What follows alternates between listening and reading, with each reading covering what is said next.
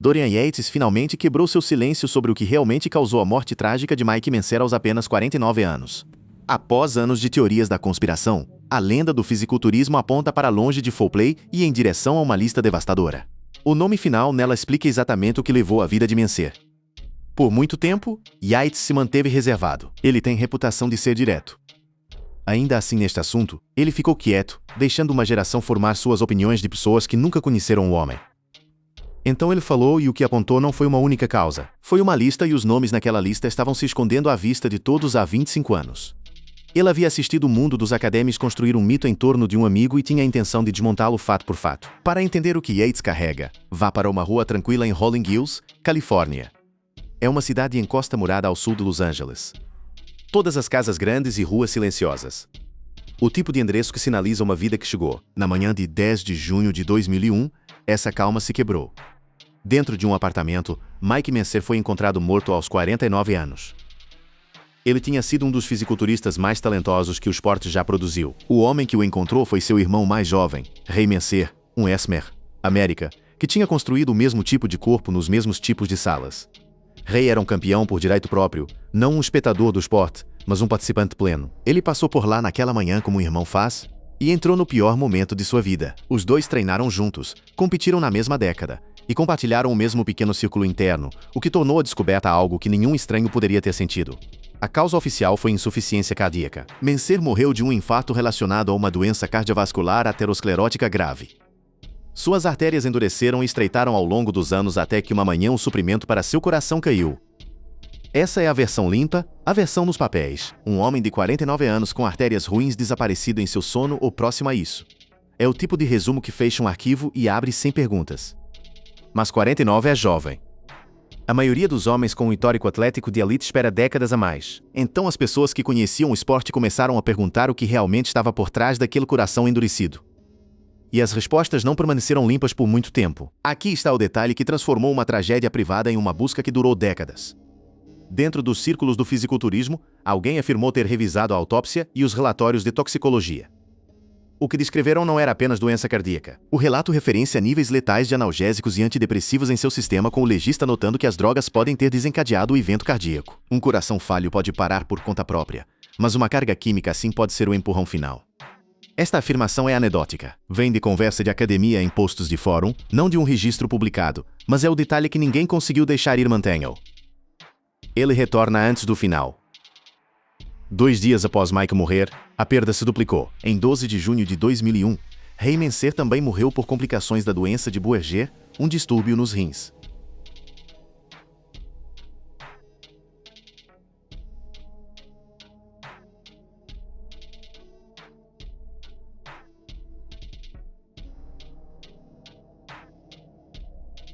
Ele estava em diálise, 2 irmãos, 2 campeões, desaparecidos em 48 horas um do outro, um do coração, um dos rins. Eles cresceram juntos, competiram na mesma era, e construíram negócios lado a lado. E agora seriam enterrados na mesma semana. Ray havia ganho seu próprio título nacional e treinado no mesmo estilo duro, um espelho de seu irmão em músculo e em destino. O Los Angeles Times informou sobre as mortes dos 2 irmãos naquela semana. O timing era tão estranho que coincidência parecia muito pequena para isso, e a especulação se apressou para preencher uma lacuna que os registros médicos deixaram bem aberta. Então, quem era o homem naquele chão do apartamento? Para pessoas fora do esporte, Mike Mentzer era um nome de revistas antigas. Para pessoas dentro dele, ele era algo próximo a um profeta. Ele era um fisiculturista profissional IFBB americano, um autor e o desenvolvedor de um sistema de treinamento chamado Heavy Duty. Ele também era um estudioso sério de filosofia que lia, argumentava e escrevia. Ele não era a figura típica de academia. A maioria de seus colegas falava em séries e repetições. Ele falava em princípios e argumentos, e conduzia cursos e escrevia livros que faziam seu argumento em letra impressa. Ele poderia abrir um argumento de treinamento com um ponto sobre lógica e fechá-lo com uma citação, tratando um plano de treino como uma tese a ser defendida. Depois há Dorian Yates, o homem que levou as ideias de Mentzer mais longe do que qualquer outro vivo. Yates é um dos maiores fisiculturistas que já viveu. Ele venceu o título de MR Olímpia 6 vezes de 1992 a 1997. Yates não cresceu ao lado de Mentzer como um igual. Ele cresceu como um aluno. No início dos anos 1990, um Yates mais jovem absorveu as ideias de Mentzer e as colocou em prática. Yates descreveu seu tempo junto como uma dinâmica de treinador-aluno, não treinamento entre pares.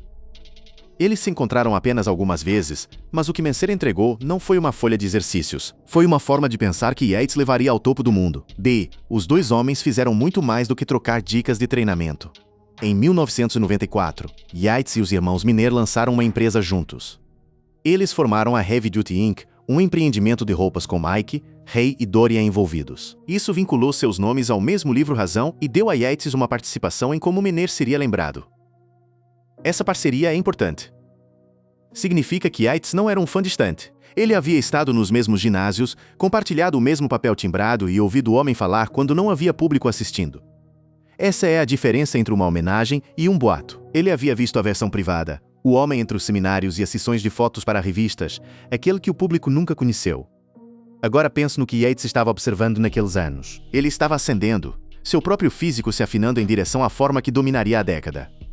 Ao mesmo tempo, o homem que lhe deu seu modelo estava indo em outra direção. Enquanto Yates subia, a vida de Mencer no final dos anos 1990 foi relatada estar em declínio. Esse contraste está no centro de tudo. Um nome subiu às capas de revistas e cédulas do Hall da Fama. O outro escorregou trimestre após trimestre em direção a uma vida menor e mais difícil em um apartamento alugado. Enquanto um nome preenchia arenas, o outro estava respondendo perguntas de treinamento para clientes para cobrir as contas. A pergunta que traz todos de volta ao apartamento é simples. Por que o coração de um antigo campeão de 49 anos falhou? E por que o homem mais próximo do seu método se recusa a deixar a resposta fácil em pé? O atestado de óbito diz doença cardíaca. Os fóruns dizem que drogas podem tê-la desencadeado. Os sussurros ao redor do esporte dizem que algo mais escuro havia estado se construindo por anos. Yates diz que nunca foi uma coisa. Ele diz que o próprio esporte teve um papel, e ele tem gasto anos recentes tentando fazer as pessoas entenderem exatamente o que ele quer dizer. Antes de tudo isso, você precisa da forma da vida do homem. Mike Mencer nasceu em 15 de novembro de 1951. Ele cresceu perseguindo um esporte que ainda estava encontrando sua forma moderna. Quando começou, o fisiculturismo mal estava na televisão e funcionava principalmente em ginásios obscuros, cursos por encomenda postal e um punhado de revistas. Ele subiu rápido. No final dos anos 1970, ele não estava apenas competindo.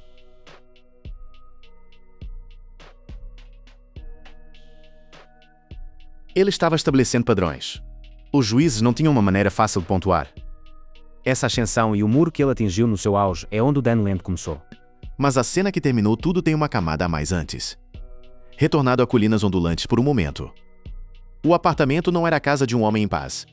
Em 2001, os últimos anos de Mencer tinham sido marcados pelo declínio relatado. O declínio envolveu mais do que idade. Envolveu substâncias, problemas de dinheiro e uma mente que havia estado lutando batalhas que poucas pessoas entendiam. Yates disse abertamente que Mencer sofria de problemas de saúde mental que provavelmente não eram bem reconhecidos naquela época. Essa frase está fazendo um grande trabalho e seu peso total vem mais tarde. A morte de Ray 2 dias depois forçou uma segunda pergunta que ninguém conseguia responder claramente. As mortes dos irmãos estavam conectadas por mais do que sangue. As causas oficiais eram diferentes. Um coração para Mike, rins para Ray. No papel, duas falhas separadas, mas ambos os homens tinham danos graves em órgãos e tinham vivido a mesma vida extrema. Eles tinham comido da mesma forma, treinado da mesma forma e se movido nos mesmos círculos, o que tornava a coincidência pura e impossível para muitos que os acompanhavam. Por enquanto, fique com os fatos brutos. Um homem de 49 anos encontrado pelo seu irmão morto de ataque cardíaco ligado a artérias endurecidas. Uma alegação de toxicologia que aponta para drogas. Um segundo irmão morto em 2 dias, sem prisão, sem suspeito, sem fita de cena de crime, apenas um corpo, um relatório e uma montanha de especulação que cresceu por 2 décadas. A cada ano, sem uma resposta clara, deu ao moinho de boatos mais espaço para inventar uma. Sem julgamento para resolver nada, a lacuna foi preenchida por qualquer um com um microfone e uma teoria. O que carregou a arma é o verdadeiro quebra-cabeça, e a resposta começa com a ferida que nunca cicatrizou. É uma ferida que não tinha nada a ver com suas artérias e tudo a ver com sua fé no esporte. O declínio de Mencer não começa naquele apartamento. Começa 20 anos antes em um palco sob luzes na frente dos juízes. Algo aconteceu com ele em 1980 que ele nunca deixou ir. Mudou como ele via o esporte e como ele se via. Sua aposentadoria veio após o controverso MR Olímpia de 1980, quando ele saiu aos 29 anos. Para entender o homem que morreu aos 49, você precisa entender a noite em que ele parou de competir aos 29. A distância entre essas duas idades é toda a história. Yates entendeu essa ferida melhor do que a maioria. Ele havia absorvido não apenas o treinamento de Mencer, mas sua forma de pensar sobre a indústria. Mencer acreditava que o esporte o havia prejudicado. Ele acreditava que a pontuação era política. Essa crença se endureceu em algo permanente. Um homem pode sobreviver a uma má decisão. O que é mais difícil de sobreviver é a amargura que cresce ao seu redor pelos próximos 20 anos. Essa amargura é um dos nomes na lista. Yates aponta para uma queixa mantida viva por 2 décadas. O faz seu próprio dano lento separado de qualquer coisa na corrente sanguínea. Há também a questão do próprio corpo. A constituição física que obteve uma pontuação perfeita não foi construída suavemente. Foi construída com pesos, com dieta e com a química de sua época. Menser admitiu que começou a usar Dianabol, um esteroide anabolizante, aos 19 anos. Esse foi o início de um relacionamento longo com substâncias que se aprofundou ao longo dos anos. 19 anos, mais jovem do que a maioria dos profissionais quando se tornaram profissionais. No mesmo ano, muitas pessoas ainda estão aprendendo quem são. Ele já estava sobrecarregando seu sistema com compostos. Isso mais tarde faria parte da conversa sobre como ele morreu. Para um jovem atleta nos anos 1970, um esteroide como Diana era passado por academias quase casualmente com pouco aviso sobre o que décadas de uso poderiam fazer a um coração. Empilhe esses fatos iniciais e uma forma aparece. Uso de esteroides começando na adolescência, uma perda definidora de carreira aos 29, um longo declínio, um infarto aos 49, uma alegação de toxicologia pairando sobre tudo. Nenhum desses é a resposta completa. Oixa é uma peça. Por si só, parecem azar. Juntos, parecem um verdito. E Yates, o homem que conhecia o método e o homem, passou anos recentes tentando montar essas peças em algo honesto. Ele não está perseguindo um assassinato. Ele está perseguindo uma verdade que é mais difícil de dizer em uma linha, mas muito mais real. Os rumores continuaram se espalhando ano após ano. Alguns afirmavam que Dorian Yates finalmente havia quebrado seu silêncio sobre o que realmente aconteceu com Mike Menner. Outros prometiam a morte trágica finalmente explicada. O enquadramento mais repetido insistia que Yates finalmente havia dito a coisa que ninguém queria ouvir. Eles misturavam fatos reais com especulações sobre esteroides, metanfetamina e depressão. Eles transformaram uma tragédia documentada em um mistério aberto. Yates eventualmente decidiu que não podia ficar calado. Não porque havia um crime a resolver, mas porque o homem que o ensinou estava sendo reduzido a uma morte que ele não podia se defender. Então é aí que começa. Um campeão morto, um irmão enlutado que desapareceu 2 dias depois. Um sussurro de toxicologia e uma lenda viva que finalmente escolheu falar. Para aprender o que Yates realmente chegou a entender, você não pode começar no final.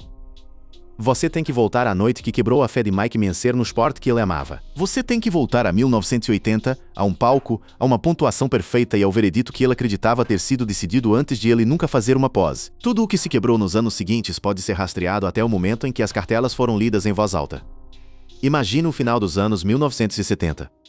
O fisiculturismo estava passando de uma busca marginal para algo que o público poderia nomear. Os homens nesses palcos perseguiam um padrão sem limite ainda.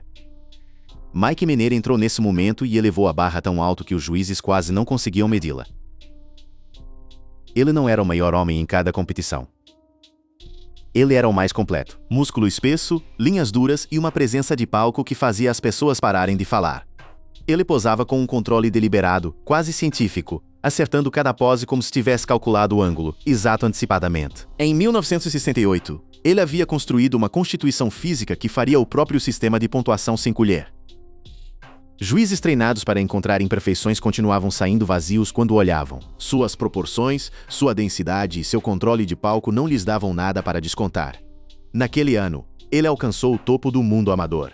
Mencer conquistou uma pontuação perfeita de 300 no MR Universe de 1978. Uma pontuação perfeita, não uma vitória estreita, uma limpeza de cada ponto disponível. O 300 era o limite do sistema, o máximo que qualquer competidor poderia receber, e ele acertou limpar na frente dos juízes mais rigorosos da era. Foi o tipo de resultado que deveria ter lançado uma carreira longa e brilhante.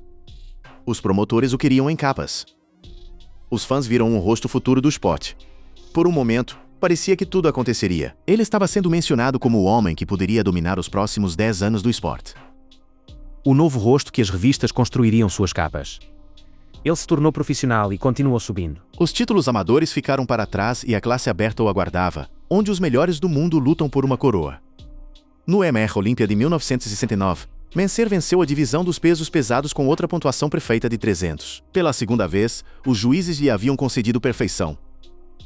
Nenhum defeito em 1978.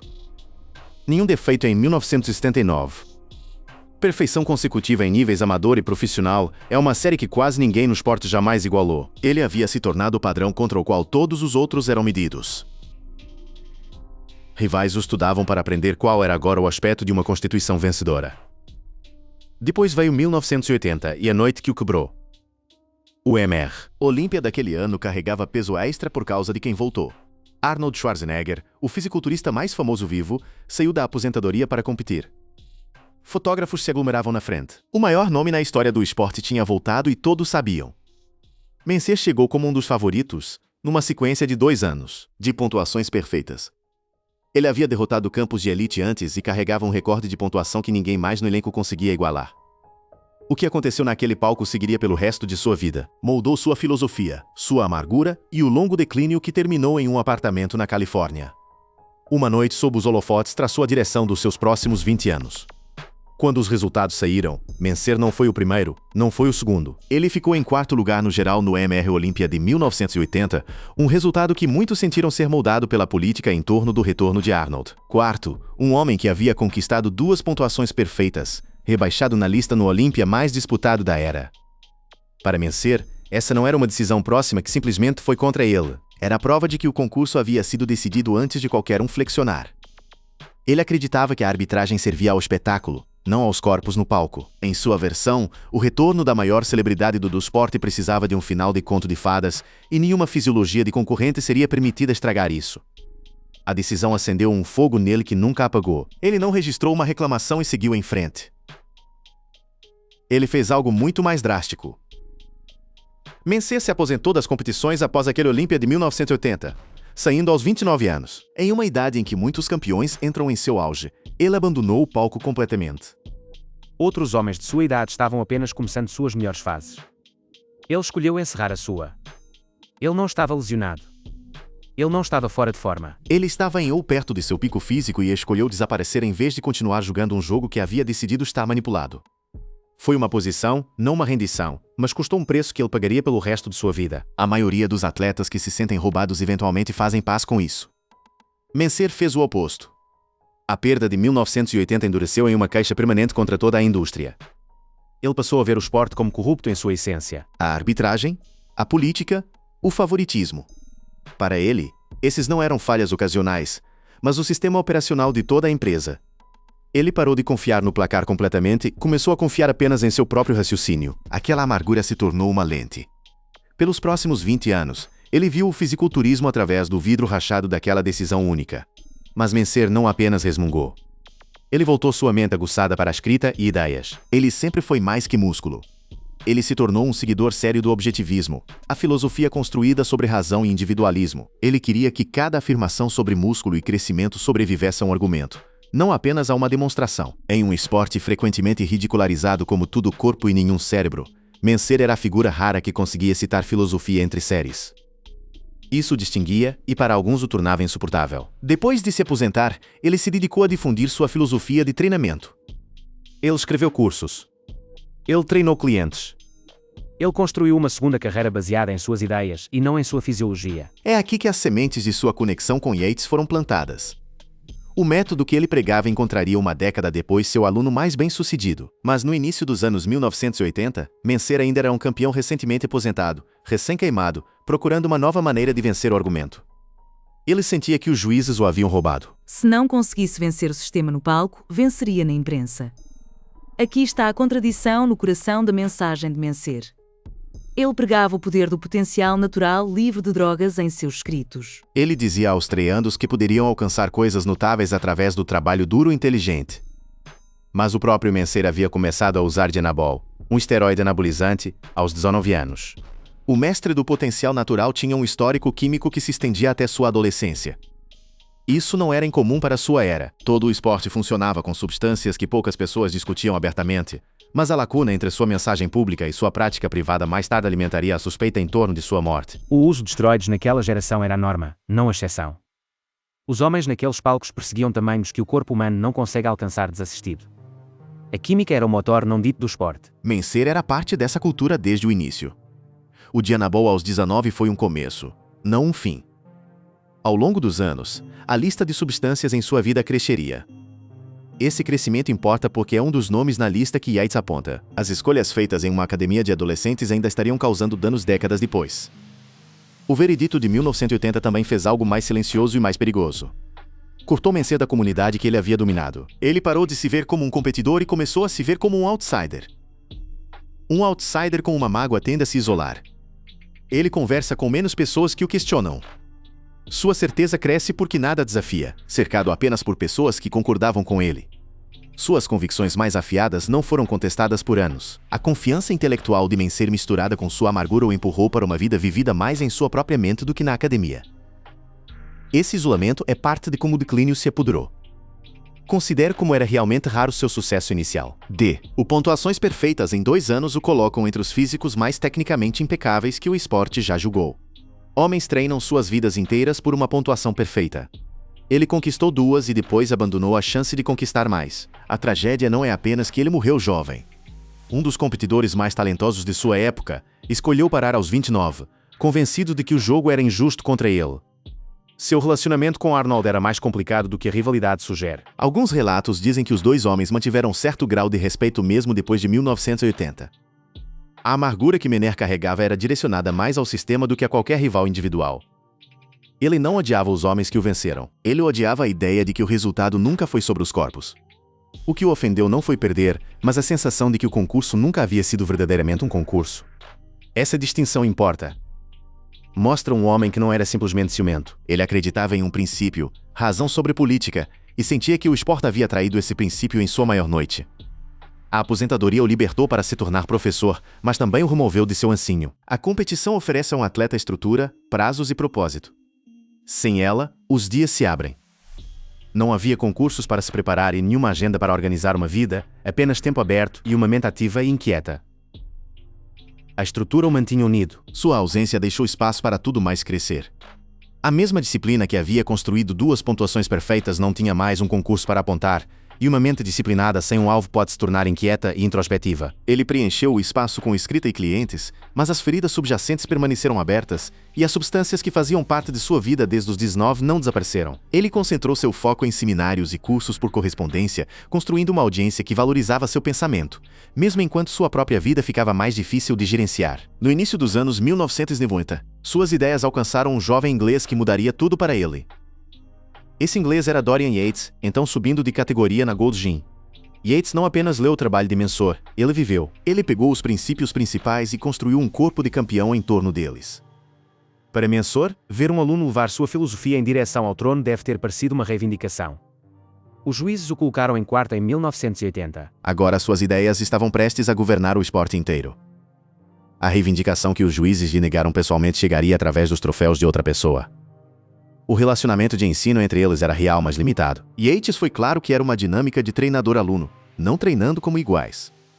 Eles se encontraram apenas algumas vezes, mas a influência não requer contato constante. Um único conjunto de ideias absorvidas profundamente pode reformular uma carreira. É isto que os princípios de Mencer fizeram por Yates. O homem mais velho deu ao mais jovem um plano. O mais jovem o levaria mais longe do que Mencer jamais poderia no palco porque seu corpo e seu timing se alinharam de uma forma que o esporte recompensava. Yates chegou quando os juízes começaram a recompensar a densidade e dureza exata que o método de Mencer produzia. Então, no meio dos anos 1990, as 2 vertentes de sua vida estavam correndo lado a lado. Yates estava caminhando para um reinado histórico. Mencer estava construindo um legado como pensador e treinador. Mesmo com sua vida pessoal ficando mais difícil, o mesmo método impulsionava ambos os homens. Um estava ascendendo publicamente, um estava lutando em privado. O plano era idêntico, apenas os resultados divergiram.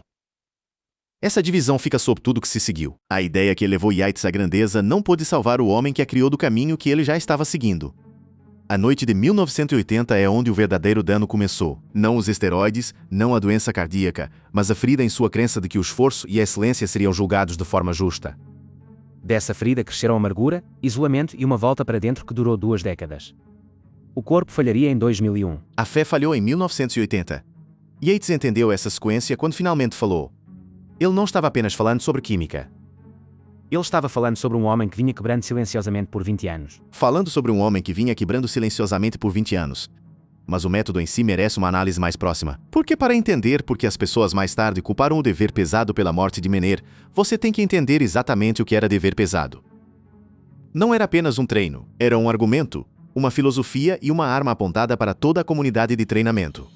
E era a mesma arma que Dorian Yates usaria para vencer 6 Olímpias seguidas. Então, A seguir vem a ideia em si. O método brutal, breve e total que fez um homem um rei e deixou o legado de outro homem em disputa. A ideia era simples o suficiente para explicar em uma sentença e radical o suficiente para dividir o esporte em dois. Toda revolução começa com uma única ideia teimosa. A ideia de Miner era quase ofensiva em sua simplicidade. Ele acreditava que a maioria dos fisiculturistas estava treinando demais. O esporte em sua época adorava volume, horas na academia, série após estabelecido. Os campeões passariam 2 e 3 horas por sessão, 6 dias por semana, tratando o trabalho acumulado como preço de entrada. A crença era quase religiosa de que o homem que sofria mais horas ganhava mais músculo. Mencer olhou para isso e chamou de desperdício. Ele pensava que o caminho para o crescimento corria na direção oposta através de menos trabalho feito com muito mais selvageria. Ele argumentou que um músculo trabalhado com força suficiente uma vez não precisava ser trabalhado novamente até se recuperar completamente. Às vezes, uma semana ou mais depois, ele chamou seu sistema de Heavy Duty. O próprio nome prometia algo mais pesado e duro do que a moda do dia. Era um método de treinamento de alta intensidade conhecido como HIIT, construído em breves esforços infrequentes e totais em vez de sessões longas. O núcleo era o esforço levado ao total fracasso. Fracasso aqui significava o ponto literal em que o músculo não podia completar outra repetição por sua própria força. Você não fez 20 séries, você fez um punhado, mas cada uma foi levada até o músculo literalmente não conseguir mover o peso novamente. Um praticante poderia trabalhar uma parte do corpo com 2 ou 3 séries brutais e depois deixá-la em paz por dias para reconstruir. As técnicas dentro de Heavy Duty foram projetadas para extrair cada gota de uma única série. Repetições forçadas, onde um parceiro o ajuda a ir além do fracasso. A série não terminava quando você atingia seu limite. Terminava quando nem mesmo um observador conseguia ajudar você a mover a barra. Depois vinham os negativos, onde você luta contra o peso no caminho para baixo. Abaixar uma carga pesada com controle sobrecarrega o músculo muito depois de não conseguir mais levantar. Estas não eram ferramentas gentis. Eram formas de pegar um músculo que não tinha nada sobrante e exigir mais. De qualquer forma, a lógica era que o crescimento vinha do estímulo, não da duração. Este método não apareceu do nada. Miner se baseou no trabalho de Arthur Jones, o inventor que já havia desafiado a ortodoxia de volume. Jones havia argumentado por treinamento breve, duro e infrequente e construiu as máquinas Nautilus em torno do princípio. Ele deu à ideia uma base. Miner deu a ela uma voz que nunca havia tido antes. Jones tinha as máquinas e os dados. Miner tinha as palavras e a convicção para levar a luta à imprensa. Então, Heavy Duty tinha uma linhagem. Não era um palpite de um único homem. Era o próximo passo em uma rebelião contra a crença de que mais é sempre melhor. Aqui está porque o método fez inimigos. Não era uma preferência privada. Era uma acusação pública direcionada a todos que treinavam da maneira antiga. Se Mencer estava certo, então os homens passando 4 horas por dia na academia estavam desperdiçando a maior parte desse tempo. Sua dedicação, a coisa da qual estavam mais orgulhosos, tornou-se evidência contra eles. Técnicos e levantadores que haviam construído sua identidade em sessões longas e exaustivas não receberam bem ser informados de que seu esforço era em grande parte movimento desperdiçado. O método não apenas propôs uma maneira melhor. Isso implicava que a maneira antiga havia sido um erro. Esse insulto, porém, é o que transformou um debate de treinamento em algo pessoal. Por uma década, Heavy Duty era uma teoria fascinante com resultados mistos. Então encontrou o único aluno que aprovaria no maior palco do mundo. Esse aluno era Dorian Yates. No início dos anos 1990, Yates pegou os princípios de Mencer e os adaptou em seu próprio sistema brutal. Ele não os copiou cegamente. Ele os refinou, testou e ajustou ao seu próprio corpo. Os resultados silenciariam muitos céticos muito rapidamente. Yates construiu sua versão em um lugar que combinava com a filosofia. Ele treinava em uma academia simples e despojada em Birmingham, Inglaterra, que se tornou conhecida como a Masmorra. Sem ar-condicionado no verão. A sala ficava brutal e ele treinava através dela mesmo assim. Sem multidão, sem performance para ninguém, apenas ferro, suor e um homem indo para a guerra por uma curta janela violenta. A configuração era um método feito físico, breve, brutal, privado. Não havia nada naquela sala para fazer performance, apenas peso para ser movido e um relógio para vencer. Ele mantinha um parceiro de treinamento próximo para empurrá-lo através das repetições finais impossíveis e pouco mais. As paredes eram nuas, o equipamento era pesado e simples, e o único som era ferro e respiração. Ele chamou sua abordagem de sangue e coragem, e o nome não era para ostentação. As sessões eram curtas, mas o deixavam destruído. Cada série de trabalho era um esforço máximo sem facilidades e sem deslizar. Esta era a teoria de Mencer. Vestindo o corpo de um campeão, a prova que a filosofia sempre havia precisado. Por anos, ela havia vivido principalmente em argumento. Agora, tinha um campeão apoiando-a. e a prova se acumulava na única moeda que importava: títulos. Ano após ano, o homem treinando da forma desprestigiada continuava vencendo. Yates venceu 6 títulos consecutivos de MR Olímpia de 1992 a 1997. 6 anos no topo de todo o esporte. Ele fez isso enquanto treinava menos horas do que a maioria de seus rivais. Ele fez isso com sessões breves orientadas por fracasso que a multidão de volume havia ridicularizado. Sua carga horária semanal inteira teria cabido dentro de um único dia do cronograma de um campeão tradicional. Cada título era uma vindicação de Mi, a reivindicação central de vencer. Menos trabalho realizado com mais intensidade poderia construir o melhor físico do planeta. Rivais que viviam na academia por horas observavam um homem que mal parecia estar lá a levar a coroa ano após ano. Pense no que isso fez com os homens treinando da forma convencional. Yates não estava apenas os vencendo. Ele estava provando que o método deles poderia ser em grande parte desnecessário. Essa é uma mensagem humilhante para entregar em uma sala cheia de atletas dedicados. Disse aos homens que se orgulhavam de trabalhar mais do que todos que suas horas extras poderiam não estar lhes comprando nada. Quando seus resultados contradizem tudo em que um esporte acredita, o esporte não o celebra. Ele o ressente. Tanto Mencer quanto Yates escolheram esse ressentimento. Para Mencer, ver Yates vencer era o mais próximo de vingança por 1980. Os juízes o empurraram para 4º lugar. Agora suas ideias estavam dominando o palco do Olímpia através de alguém mais. Ele não podia levar os troféus para casa, mas podia ver sua filosofia marcada em 6 campeonatos seguidos. Era uma vindicação à distância. O tipo que um professor sente quando um aluno faz o que o professor nunca foi permitido fazer. Mas Mencer não ficou parado com sua teoria. Nos seus últimos anos, continuou empurrando o método para posições ainda mais extremas. Argumentou por ainda menos volume e ainda mais recuperação. Suas versões posteriores revisadas de Heavy Duty promoveram menor volume e repouso mais longo, o que os críticos chamaram de impraticável ou extremo. Alguns treinos encolheram para quase nada. Para seus apoiadores, ele estava seguindo a lógica até o fim. Para seus críticos, ele havia se afastado de uma ideia inteligente para algo próximo a uma obsessão. Apontavam para programas tão breves que um competidor sério poderia treinar apenas alguns minutos por semana e chamavam de uma teoria se precipitando de um penhasco. É aqui que o método ficou emaranhado com a história de sua morte. Algumas pessoas culparam a própria intensidade, o estilo brutal de total esforço. Argumentavam, desgastava o corpo. Outros o defenderam fieramente. Disseram que o método era seguro e inteligente quando aplicado corretamente e que se adequava a pessoas que precisavam de mais recuperação, não menos. O debate permanece acirrado até hoje, mas a verdade sobre o que danificou o coração de Mencer aponta para longe do treinamento e em direção a tudo o que estava acontecendo ao redor. A questão da intensidade vale a pena considerar. Uma sessão de Heavy Duty pediu ao corpo tudo. Peso máximo, esforço máximo, falha total. Feito ocasionalmente com recuperação completa que pode ser produtivo. Feito por um corpo que já carregava anos de estresse químico e de estilo de vida. A imagem fica mais complicada. Mas o método sozinho não explica um infarto aos 49 anos. Muitos praticantes de treinamento de alta intensidade vivem vidas longas. O treinamento era um fator que as pessoas podiam ver, o que o tornava um alvo fácil. Yates é a prova viva de que o método não precisa terminar em ruína precoce do treinamento. Ele empurrou seu corpo aos extremos e emergiu como uma das vozes duradouras do esporte. Ele sofreu rupturas de bíceps e tríceps. Sofreu lesões que terminaram sua carreira competitiva. Mas o treinamento em si não foi o que matou seu mentor. Essa lacuna entre o que Yates sobreviveu e o que Mencer não sobreviveu aponta para a diferença real. Não eram os séries e repetições. Era a vida ao redor delas. O corpo de um homem se quebrou sob halteres e se recuperou. O corpo do outro homem se quebrou sob química, doença e tempo. O método também revela como a mente de Mencer funcionava. Ele não aceitava a tradição. Questionava tudo, depois construía um sistema a partir dos primeiros princípios. Esse mesmo traço o tornava um pensador atraente e um homem difícil. Ele não se dobraria ao consenso. Seguia sua própria lógica aonde quer que levasse. No treinamento isso deu ao mundo o Heavy Duty.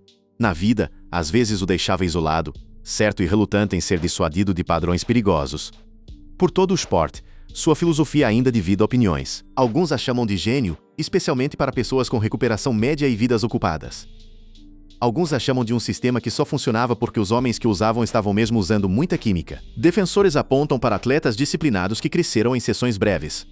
Céticos apontam para as seringas que eram equipamento padrão em todos os vestiários de elite da época. A resposta honesta é que Heavy Duty foi um avanço genuíno de treinamento envolvido em um esporte que funcionava com substâncias. Separar os dois tem alimentado argumentos por 30 anos. Até hoje, um tópico de fórum sobre Heavy Duty pode ter centenas de respostas sem ninguém mudar de ideia. O que ninguém disputa é a influência. Através de Yates, as ideias de Menser chegaram a cada canto do esporte. O treinamento de baixo volume deixou de ser uma teoria marginal e se tornou uma opção séria. O que uma vez foi ridicularizado como preguiça ou heresia se infiltrou em programas mainstream, recomendado por treinadores que nunca teriam admitido suas origens uma geração antes. Um homem pode perder no palco e ainda ganhar o argumento. Menser perdeu em 1980 e venceu a luta longa sobre como as pessoas pensam sobre treinamento sem nunca ter o título que mais desejava. Suas ideias remodelaram como todo um ex-RTT pensa sobre esforço e recuperação. Uma vitória mais profunda do que qualquer troféu isolado. Então o método não é o vilão aqui. Apesar de ter passado anos como suspeito. O treinamento criou campeões. Não parou um coração. Nada sobre um treino curto e intenso endurece uma artéria ou inunda uma corrente sanguínea com estimulantes. O que parou seu coração estava se montando silenciosamente longe da academia. Nas partes de sua vida que as revistas nunca cobriram. Estava sendo construído em privado, longe de qualquer registro de treinamento. As substâncias, as batalhas de saúde mental, o dinheiro, o fumo, a massa, as peças com as quais o treinamento nada tinha a ver. Cada uma delas estava se construindo silenciosamente enquanto a academia recebia toda a culpa. O que significa que a trilha sai completamente do chão da academia. O mundo limpo e brilhante dos títulos e pontuações perfeitas tem que ceder a algo mais escuro. Por trás da filosofia havia um homem vivendo anos que quase ninguém viu claramente. Anos de declínio que as homenagens educadamente pulam e os rumores selvagemente exageram. Os seminários e os artigos da revista atingem uma vida privada se desmoronando. Para encontrar os nomes reais na lista de Yates, você tem que caminhar no período escuro da vida de Mike Menser. É aí que a resposta esteve se escondendo o tempo todo. Os concursos eram públicos e a filosofia era alta. Mas os anos que decidiram sua morte foram gastos longe de qualquer câmera. O homem que conquistou pontuações perfeitas em 1978 e 1979 não era o homem que morreu em 2001. Entre essas duas versões de Mike Menser há um trecho de anos. Os destaques nunca mostram. Esta é a parte de sua vida que as homenagens suavizam e os rumores inflam. A verdade fica em algum lugar no meio, e é mais difícil de se olhar do que qualquer um. É o trecho que ninguém coloca em um destaque porque não há nada triunfante para mostrar. O declínio não chegou de uma vez. Acumulou-se silenciosamente nos anos 1980 e 1990. Um hábito e uma dificuldade de cada vez. Quando alguém finalmente somou tudo, o dano já estava terminado. Comece pela mente porque Yates apontou para lá primeiro. De tudo o que ele poderia ter nomeado, a batalha de saúde mental foi a coisa que ele escolheu liderar. Ele disse que Menser sofria de problemas de saúde mental que provavelmente não eram bem reconhecidos naquela época. Nos anos 1980 e 1990, a doença mental em um esporte hipermasculino não era algo que os homens discutiam. Não havia linguagem para isso na academia. Você era forte ou era fraco. Um campeão que admitisse depressão arriscava ser visto como frágil. Então, o movimento seguro era não dizer nada. Um homem lutando uma batalha invisível em uma cultura sem espaço para ela luta sozinho. Não havia psicólogos da equipe naquele mundo. Nenhuma linguagem para um campeão dizer que estava lutando sem parecer que estava desistindo. As lutas mentais podem ter sido mais profundas do que estresse. Alguns relatos descrevem um período de doença mental grave, possivelmente hereditária, com relatos de internação. Isto não era apenas um humor ruim após uma competição ruim. Era uma condição que poderia levar uma pessoa para baixo por semanas de cada vez, independentemente de como o treinamento ou o negócio estava indo. Depressão dessa profundidade não espera por um dia ruim. Pode chegar no meio do sucesso e recusar a sair. A ajuda que existe hoje, terapia, medicação, conversa aberta, era indisponível ou silenciosamente proibida para um homem esperado para encarnar força. Admitir era entregar aos seus rivais uma fraqueza. Então ele enterrou e pagou pelo silêncio depois. Agora depois nas substâncias, porque elas não pararam na Diana adolescente. Ao longo dos anos, a lista cresceu mais longa e mais escura. Discussões da comunidade e linhas do tempo fazem referência ao uso de anfetamina e metanfetamina em sua vida. Velocidade e seu primo mais duro entraram no quadro. O que pode ter começado como uma vantagem para energia de treinamento ou dieta de competição pode se transformar em dependência. Um estimulante que começa como uma ferramenta para treinos noturnos ou perda de gordura de última hora nem sempre permanece uma ferramenta. Estes não são medicamentos para construção muscular. São estimulantes que martelam o coração e a mente, em um corpo já carregando anos de uso de esteroides. Eles estão perto da pior adição possível. Metanfetamina aumenta a frequência cardíaca e a pressão arterial e pode cicatrizar o músculo cardíaco ao longo do tempo, adicionando uma lesão fresca às artérias que já estavam endurecendo. Um resumo contundente de seu declínio circulou por anos, e é feio em sua honestidade. Uma postagem amplamente compartilhada descreveu seu traço final em termos brutalmente claros. A conta alegava que ele fumava muita metanfetamina, criava protocolos de treinamento cada vez mais estúpidos e depois morria de infarto. É cruel e também está apontando para padrões reais reportados. Retira crueldade e a estrutura permanece. Abuso de estimulante. Ideias cada vez mais extremas. Um coração falhando. O que soa como um insulto está por baixo um resumo bastante preciso de um declínio documentado. Quebre isso porque cada parte se conecta a um fio documentado. A alegação de metanfetamina está vinculada aos relatos de anfetamina. Os protocolos de treinamento mais estranhos estão vinculados para suas revisões extremas posteriores. O ataque cardíaco está vinculado à causa oficial de morte. O post é zombador, mas zomba de coisas reais. A versão áspera e a cronologia cuidadosa escrita por seus admiradores acabam descrevendo muitos dos mesmos eventos apenas com diferentes níveis de crueldade. Remova o tom de qualquer relato e os mesmos fatos permanecem. Os fatos em si são sombrios o suficiente sem exagero. Um homem não precisa de uma conspiração para morrer jovem quando sua vida diária já é tão perigosa. Depois há a questão dos analgésicos e antidepressivos, o que transformou uma morte triste em um longo mistério. A alegação da autópsia descreveu níveis letais de ambos em seu sistema. Esse mesmo relato referência ao legista observando que as drogas podem ter desencadeado o evento cardíaco. Se preciso, significa que medicação, não apenas doença cardíaca, o ajudou a falecer. Esta afirmação é não verificada. Vive em discussão comunitária, não em registros publicados, mas se encaixa no padrão maior de um homem dependendo muito de substâncias para funcionar. Dê um passo atrás da química porque o corpo em si era um fator. Os culturistas de sua era carregavam massa que o coração humano nunca foi projetado para suportar. Músculo extremo requer fluxo sanguíneo extremo. O coração trabalha horas extras, ano após ano, para alimentar tecido que continua crescendo. Em uma dieta rica em proteínas, atenção de dietas constantes e o simples tamanho, e o sistema cardiovascular está sob cerco muito antes de qualquer dia ruim. O coração de um grande culturista trabalha horas extras dia e noite, mesmo em repouso, apenas para mover sangue através de tanta massa. O fumo entrou em cena em seus últimos anos, e é um vilão subestimado. Um homem com artérias endurecidas não precisa de ajuda extra, e o fumo fornece exatamente o tipo errado. O fumo pesado em seus últimos anos está entre os fatores contribuintes discutidos em relatos de seu declínio. Os cigarros estreitam os mesmos vasos que a aterosclerose já estava sufocando. É um pequeno detalhe ao lado de metanfetamina e esteroides. Mas para um coração já falhando, era outra mão empurrando na mesma direção. Um segundo ataque a um sistema ficando sem espaço. Cada cigarro era um pequeno depósito em uma dívida que o coração não podia mais pagar. Agora o dinheiro porque estresse financeiro é seu próprio tipo de veneno. Não aparece em uma varredura, mas desgasta uma pessoa todos os dias. O homem que uma vez ficou no palco da Olimpíada acabou dependendo de sua renda de treinamento. Relatos descrevem lutas financeiras e dependência de clientes em seus últimos anos. O campeão de pontuação perfeita estava no final se esforçando em lições.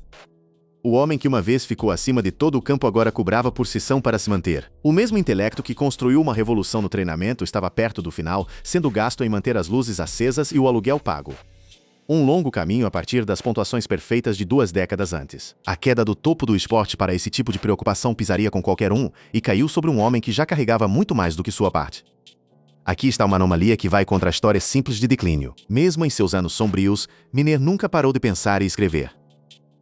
A mente que construiu Heavy Duty continuou funcionando. Ele produziu cursos e material que as pessoas ainda estudam hoje. O intelecto não desapareceu. Coexistia com o caos. Ele podia escrever uma página lúcida sobre teoria de treinamento pela manhã e perder o mesmo dia para as substâncias e a depressão à noite. Uma divisão que o tornava impossível de arquivar sob um rótulo único e simples. A genialidade e o colapso compartilhavam o mesmo endereço, frequentemente as mesmas 24 horas. A reclamação de 1980 nunca o deixou e coloriu esses anos sombrios. Ele carregava a crença de que o esporte o havia enganado em um ressentimento duradouro. Essa amargura não é apenas um sentimento. Um senso crônico de injustiça pode alimentar depressão e isolamento. Mantém uma ferida aberta por décadas. Então a perda política de 1980 não estava separada do declínio dos anos 1990.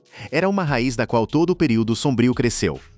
Considere como esses fios se emaranharam. Os esteroides tensionaram seu coração. A metanfetamina o tensionou mais. O fumo o piorou.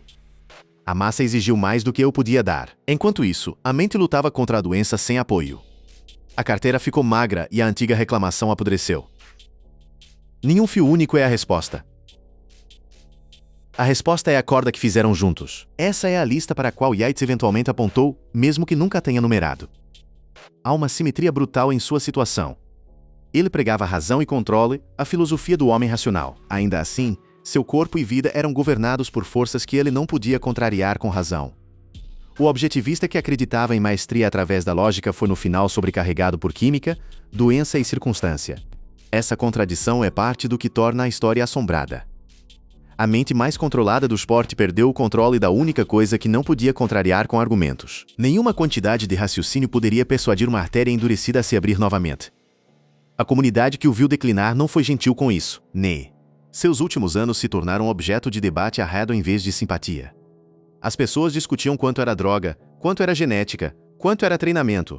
O homem se tornou um estudo de caso enquanto ainda estava vivo. Ele estava sendo dissecado em conversas anos antes de qualquer legista tocá-lo. Essa frieza reflete a era. A simpatia pela dependência e doença mental era escassa em um esporte que valorizava o controle acima de quase tudo. Um campeão em dificuldades tinha mais probabilidade de ser ridicularizado do que ajudado. A mesma dureza que fazia os homens empurrarem através da dor na academia os tornava impiedosos diante da fraqueza que podiam ver em outra pessoa. Yates viu tudo isso de perto e isso moldou como ele falaria mais tarde. Ele não era um observador distante lendo boatos. Ele era um parceiro de negócios e um aluno. Ele conhecia o homem por trás do declínio. Ele conhecia a inteligência, o pensamento livre, os dons físicos e as lutas. Então, quando os boatos depois achataram Mencer em uma tragédia movida a drogas ou um mistério de assassinato, Yates tinha um quadro mais completo. Ele tinha visto a pessoa inteira, não apenas o final. Imagina a realidade diária daqueles anos finais. Um campeão aposentado em um apartamento na Califórnia. Um corpo carregando décadas de danos. Uma mente lutando batalhas que ninguém nomeou. O público via um filósofo confiante do treinamento. A realidade privada era estimulante para seguir em frente, cigarros para lidar, preocupações financeiras ao fundo, e a velha raiva sobre 1980 ainda zumbindo por baixo. Essa não era uma cena de crime dramática esperando acontecer. Era uma acumulação lenta. Um homem sendo desgastado por uma dúzia de forças ao mesmo tempo, cada uma fazendo seu trabalho silenciosamente. O estilo de vida de alta proteína e alta massa merece um outro olhar, porque era implacável. Ano após ano de alimentação, um quadro massivo coloca pressão em cada órgão, não apenas o coração. Um quadro carregando tanta massa muscular exige uma carga de trabalho constantemente elevada dos rins, do fígado e do sistema cardiovascular apenas para funcionar em repouso. Mencer viveu essa pressão por décadas. Vale a pena lembrar que seu irmão morreu de insuficiência renal 2 dias depois. 2 órgãos, 2 irmãos, um jeito de viver compartilhado que sobrecarregou ambos os corpos de forma sobrepostas. O coração de Mike e os rins de Ray falharam em 48 horas. 2 sistemas diferentes falando em 2 homens que tinham vivido dentro do mesmo mundo exigente por a maior parte de suas vidas adultas. Pela primavera de 2001, todos os fios foram puxados para ficarem tensos. 2 décadas de acumulação tinham chegado ao seu ponto final. O coração estava doente. As artérias eram duras. As substâncias estavam em seu sistema. A mente estava cansada. O corpo era sobredesenvolvido e desprotegido. Não era preciso um evento final dramático. Nenhuma luta, nenhum aviso, nenhuma testemunha era necessária. Um coração naquele estado pode parar em uma manhã comum. E em 10 de junho em Rolling Hills, parou. Não por um único golpe, mas pelo peso de tudo que veio antes. Não havia cena final dramática, apenas um coração que finalmente tinha ficado sem espaço para continuar. Então, o período escuro nos dá os nomes. Esteroides desde 19, metanfetamina e anfetaminas, analgésicos e antidepressivos, fumo intenso, massa extrema, uma dieta alta em proteína, doença mental não tratada, estresse financeiro, uma mágoa de 20 anos. Lido como uma única linha, deixa de ser uma série de detalhes azarados e começa a parecer uma sentença proferida ao longo de 2 décadas. Qualquer um deles pode machucá-lo. Todos juntos podem matá-lo. Empilhados ao longo de 20 anos, não deixavam muito espaço para qualquer outro resultado. Resta uma voz que ainda não falou claramente. Depois de ver tudo isso, depois dos anos de silêncio, o que Dorian Yates realmente diz? E o que ele revelou sobre quem ou o que realmente matou Mike Mencer? Por 25 anos, Mike Mencer não conseguia falar por si mesmo. Os boatos preencheram esse silêncio com teorias. Os fóruns o preencheram com sussurros de toxicologia. Os zombadores o preencheram com crueldade, e o único homem que o conhecia melhor, que tinha construído uma carreira em suas ideias, em grande parte ficou quieto. Dorian Yates deixou o barulho correr. Então o aniversário chegou, e Yates decidiu que o silêncio tinha durado tempo suficiente. Em junho de 2026, o esporte marcou 25 anos desde a morte de Mencer. 1/4 de século é tempo suficiente para transformar um homem em uma lenda ou um conto de advertência, e Mencer tinha se tornado ambos. Yates compartilhou homenagens e foi apresentado refletindo sobre a inteligência de Mencer, abordagem de pensamento livre, traços físicos e influência. Ele escolheu o aniversário para colocar os registros em ordem. Este não era um homem perseguindo atenção. Este era um aluno honrando um professor que ele sentia ter sido mal representado por um quarto de século. Ele falou menos como uma celebridade dando uma citação e mais como um homem saldando uma dívida com alguém que não conseguia mais cobrá-la. Ele não tinha nenhum concurso para promover e nenhum título em jogo. A única coisa que ele tinha a ganhar era a chance de corrigir um registro que endureceu em boato. Enquanto seu amigo não conseguia responder, a primeira coisa que Yates queria que fosse entendida era quem Mensor realmente era. Não a piada. Não a história de droga. O pensador. Ele descreveu um homem cuja mente era tão desenvolvida quanto seu corpo. Alguém que tratava a musculação como uma busca intelectual em vez de esse retrato era o oposto da caricatura do viciado em drogas que os rumores haviam construído. Para Yates, a tragédia era que tudo isso havia sido enterrado sob a forma de sua morte. O homem havia se tornado um cadáver com uma teoria anexada. Os scores perfeitos, os livros, a filosofia, tudo havia sido engolido por uma única questão mórbida sobre como ele morreu. Então Yates abordou o ruído diretamente e este é o cerne disso. Ele estava cansado de ver Mencer reduzido a um único rumor sombrio sobre como ele morreu. Yates diz que Mike não está mais conosco para se defender, enquadrando seus próprios comentários como uma defesa de um homem que não pode falar. É por isso que ele quebrou seu silêncio. Seu papel havia mudado silenciosamente de aluno para protetor. A última pessoa disposta e capaz de falar por um homem que não podia mais, não para soltar uma bomba, mas para guardar um legado. A coisa mais importante que Yates levantou foi saúde mental. E ele levantou propositalmente. Ele usou o aniversário para apontar algo que o esporte havia ignorado. Ele explicitamente destacou a importância de reconhecer problemas de saúde mental dos homens daquela era. Ele queria que as pessoas vissem que as lutas de Mencer eram doença, não fraqueza. Em uma cultura que equiparava qualquer admissão de tensão mental com rendição, nomeá-lo em voz alta da boca de um campeão 6 vezes era seu próprio pequeno ato de desafio. Vindo de um homem tão duro e respeitado quanto Yates, as palavras carregavam um peso que nenhuma campanha de conscientização poderia igualar. Então, quando você pergunta o que Dorian Yates finalmente revelou sobre por que Mike Mencer morreu da forma que morreu, a resposta é mais silenciosa do que os rumores prometiam. Ele não nomeou um assassino, ele nomeou uma série de forças, as substâncias, a tensão, a era e, acima de tudo, a batalha não abordada na mente de Mencer. Cada uma havia sido visível por anos, mas ninguém se importou em somá-las em uma contabilidade honesta. Colocadas lado a lado, elas explicavam a morte muito melhor do que qualquer causa dramática única. A revelação é mais difícil de dizer em um único fôlego e muito mais honesta do que qualquer causa dramática única. Pede ao ouvinte que segure uma dúzia de fatores de uma vez em vez de um único vilão limpo. Aqui está a parte que estava esperando desde aquela primeira manhã em Rolling Hills. O assassinato que todos imaginavam, o foul play, a mão oculta nunca foi real. Não havia assassino naquele apartamento. Sem invasor, sem rival, sem conspiração. Nenhuma porta foi forçada. Nenhuma luta ocorreu. Nenhum estranho entrou e saiu. O fato mais arrepiante é que a morte não precisava de nenhuma dessas coisas. O que acabou com Mike Mencer foi o esporte ao qual ele dedicou sua vida e a era que não lhe deu ajuda para carregar seu peso. Foi um assassinato lento realizado por hábitos e condições, não rápido realizado por uma mão. Essa é a única verdade difícil à qual Yates continua voltando. A coisa que matou seu mentor não foi uma pessoa. Foi uma cultura. Uma cultura de química pesada, corpos extremos, silêncio sobre a mente e atletas deixados para se despedaçarem em privado. Ele não era um desajuste que tropeçou em problemas. Ele era um homem seguindo as regras da era até sua conclusão lógica e perigosa. O vilão nunca estava escondido. Estava em exibição o tempo todo, disfarçado como o custo da grandeza. Outros campeões da mesma era morreram cedo e tiveram corpos quebrados, um padrão que o esporte raramente queria discutir em voz alta.